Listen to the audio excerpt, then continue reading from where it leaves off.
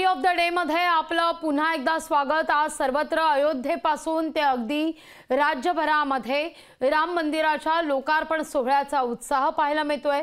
घरोघरी रामज्योती प्रज्वलित करून सर्वत्र उत्साहाचं वातावरण आहे आणि हीच आज आपली स्टोरी ऑफ द डे आहे। राम मंदिराचं उद्घाटन झालं असून राम आज गर्भगृहात विराजमान झालेले आहेत। रामलल्लाची मूर्ती प्राण प्रतिष्ठापित करण्यात आलेली आहे, विराजमान झालेली आहे आणि देशभरात या मुख्य सोहळ्यानंतर सर्वत्र आनंदाचं आणि उत्साहाचं वातावरण आहे।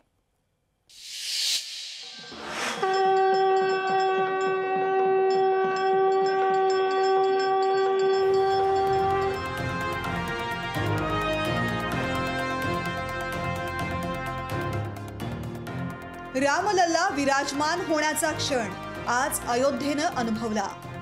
अद्भुत सोहळ्यात शंखनाद झाला, हेलिकॉप्टरमधून पुष्पवृष्टी झाली आणि रामलल्लाची अयोध्येतल्या राम मंदिरात विधिवत प्रतिष्ठापना करण्यात आली। 12:29 या शुभ मुहूर्तावर पंतप्रधान नरेंद्र मोदी यांच्या हस्ते रामाची प्राण प्रतिष्ठा संपन्न झाली। कोथदंडधारी रामाला यावेळी पंतप्रधान मोदींनी दंडवत घातला। अतिशय लोभस आणि मनमोहक अशी ही शाळीग्राम दगडापासून बनवलेली मूर्ती। 51 इंचांच्या या मूर्तीवर विष्णूचे दशावतार दाखवण्यात आले। 22 जानेवारी 2024 ही कॅलेंडरवरची केवळ तारीख नसून ही काळाच्या नव्या चक्राची सुरुवात असल्याचं पंतप्रधान नरेंद्र मोदी यांनी यावेळी म्हटलं। 22 जनवरी 2024 का ये सूरज एक अद्भुत आभा लेकर आया है। 22 जनवरी 2024 ये कैलेंडर पर लिखी एक तारीख नहीं, ये एक नए काल चक्र का उद्गम है। जवळपास पाऊण तासाच्या भाषणात पंतप्रधान नरेंद्र मोदींनी राम आणि राम मंदिर देशाच्या विकासाची ऊर्जा असल्याचं म्हटलंय। हमारे रामलला अब टेंट में नहीं रहेंगे, हमारे रामलला अब इस दिव्य मंदिर में रहेंगे। मैं आज उन लोगों से आह्वान करूंगा, आइए आप महसूस कीजिए, अपनी सोच पर पुनर्विचार कीजिए।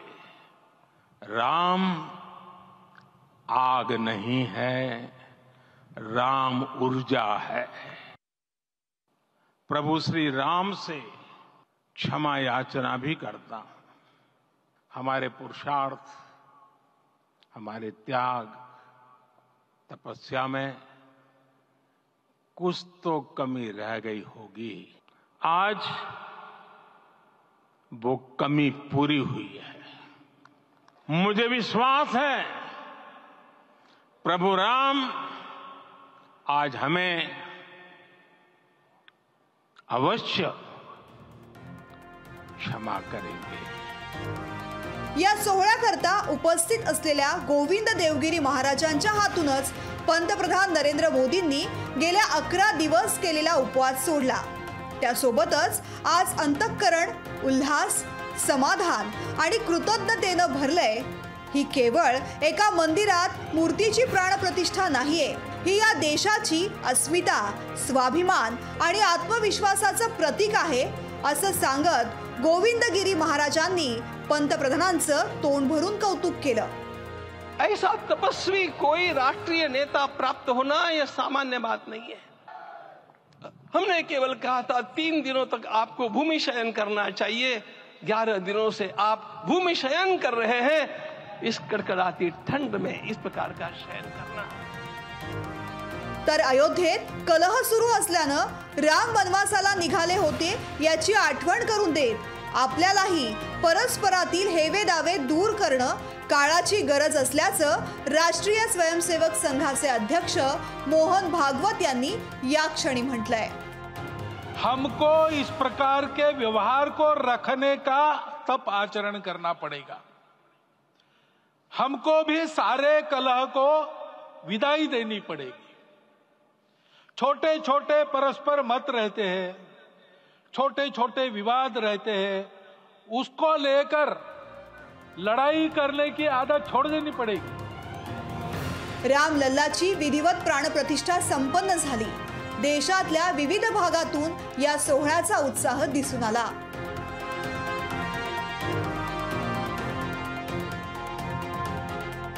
ब्युरो रिपोर्ट, लोकशाही मराठी।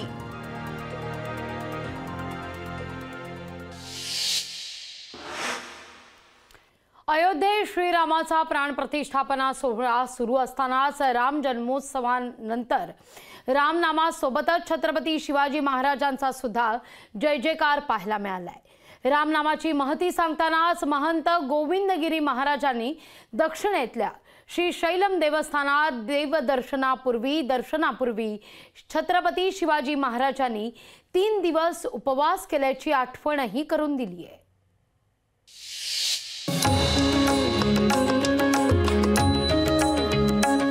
एक राजा याद आता है जिसमें यह सब कुछ था, और उस राजा का नाम छत्रपती शिवाजी महाराज।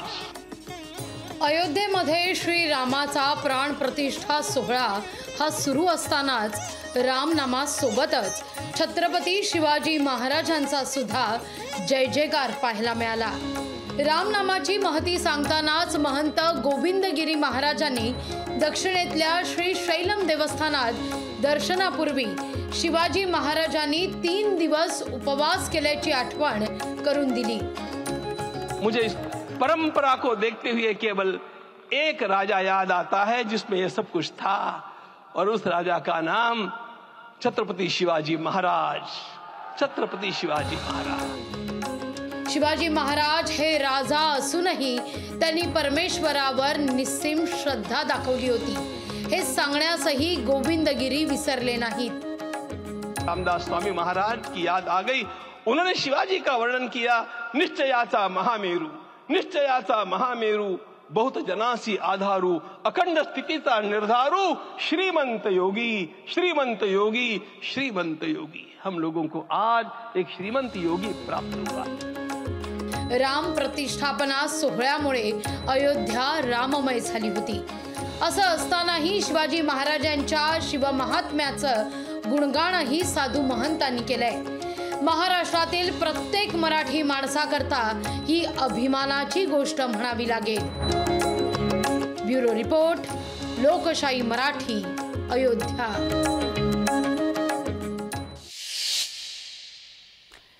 अयोध्येतील राम मंदिरात प्राणप्रतिष्ठापना सोहळा मोठ्या उत्साहात पार पडला आणि या प्राणप्रतिष्ठापना सोहळ्यात अनेक सेलिब्रिटी सुद्धा सहभागी झालेले होते। अगदी बिग बीन पासून ते तलैवार रजनीकांत पर्यंत सुद्धा अनेक सेलिब्रिटी सहभागी झाले होते। पण या सोहळ्याकरता काही सेलिब्रिटींना मात्र निमंत्रण सुद्धा नव्हतं।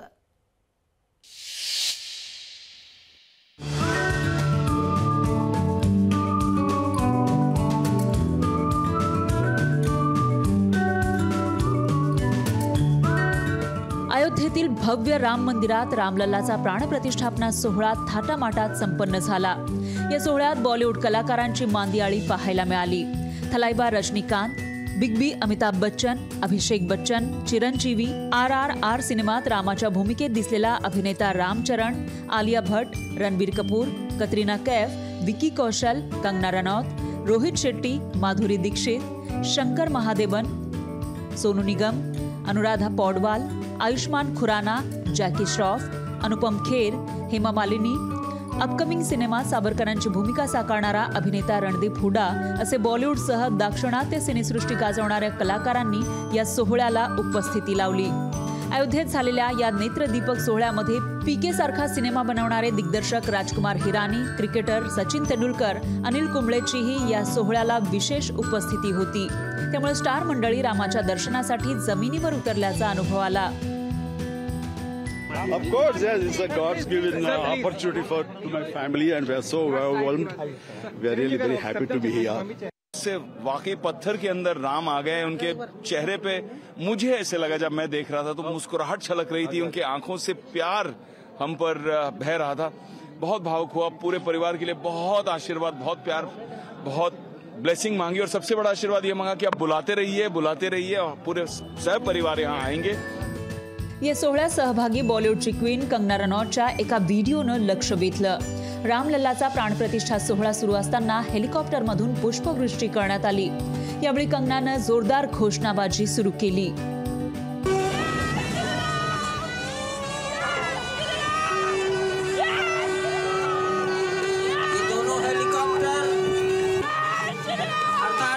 Electronic media, print media, social media,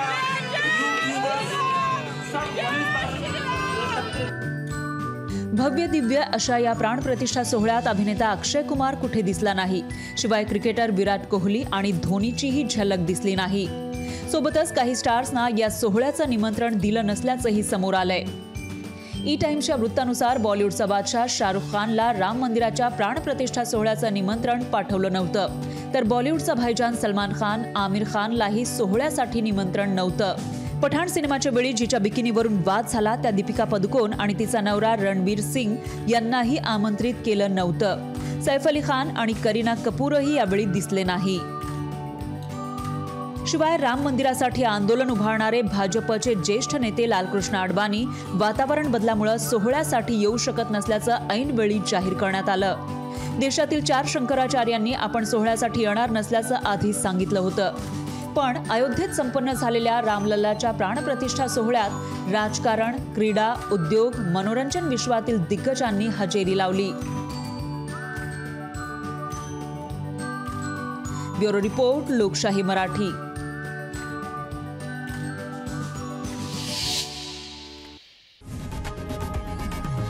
लोकशाही मराठी ऐका, पहा, जागरूक रहा।